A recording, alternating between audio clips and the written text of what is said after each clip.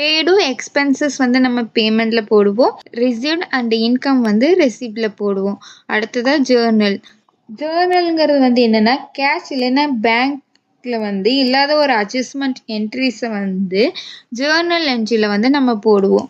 எக்ஸாம்பிளாக நம்ம டெப்ரிசியேஷன் போடுவோம், அவுட்ஸ்டாண்டிங் எக்ஸ்பென்சஸ் அந்த மாதிரி இருக்கிறது வந்து நம்ம போடுவோம்.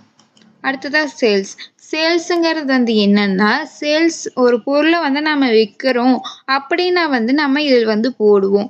அது கேஷ் சேல்ஸாக இருந்தாலும் சரி, கிரெடிட் சேல்ஸாக இருந்தாலும் சரி, நம்ம சேல்ஸில் போடுவோம். அதுதான் F9 பர்ச்சேஸுங்கிறது என்னென்னா நம்ம வாங்கக்கூடிய பொருளை வந்து நம்ம இதில் வந்து என்ட்ரி பண்ணுவோம். அது கிரெடிட் பர்ச்சேஸாக இருந்தாலும் சரி, கேஷ் பர்ச்சேஸாக இருந்தாலும் சரி, அது நம்ம கடனுக்கே ஒருத்தவங்களுக்கு பணம் கொடுக்காம அந்த பொருளை வாங்கினாலுமே நம்ம இதில் தான் போடுவோம். F10 other vouchers. இதில் வந்து பர்ச்சேஸ் ஆர்டரிங் இல்லைன்னா சேல்ஸ் ஆர்டரிங் வந்து எனேபிள் பண்ணிக்கலாம்.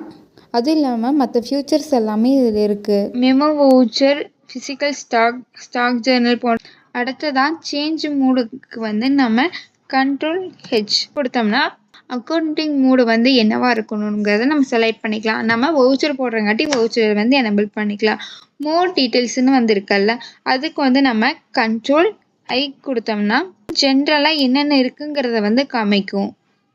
F11ங்கிறது என்னென்னா கம்பெனியோட ஃபியூச்சர்ஸ் வந்து ஓப்பன் ஆகும். இப்போ பாருங்கள், கம்பெனியில் இருக்க ஃபியூச்சர்ஸ் எல்லாம் ஓப்பன் ஆகுது. நம்ம கம்பெனி க்ரியேட் பண்ணக்கப்புறம் ஃபியூச்சர்ஸ் ஓப்பன் ஆகல, அப்பயே நம்ம போட மறந்துட்டோம்னா இப்படி நம்ம வவுச்சரில் வந்து கூட நம்ம எனேபிள் பண்ணிக்கலாம்.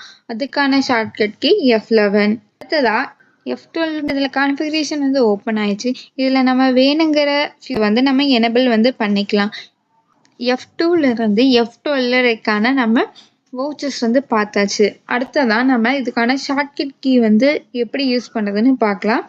இப்போ கம்பெனி வந்து செலக்ட் இல்லைன்னா க்ரியேட் பண்ணுறதுக்காக நம்ம Alt K கொடுக்குறோம். Alt K கொடுத்தோம்னா நமக்கு புதுசாக கம்பெனி வந்து க்ரியேட் ஆகும்.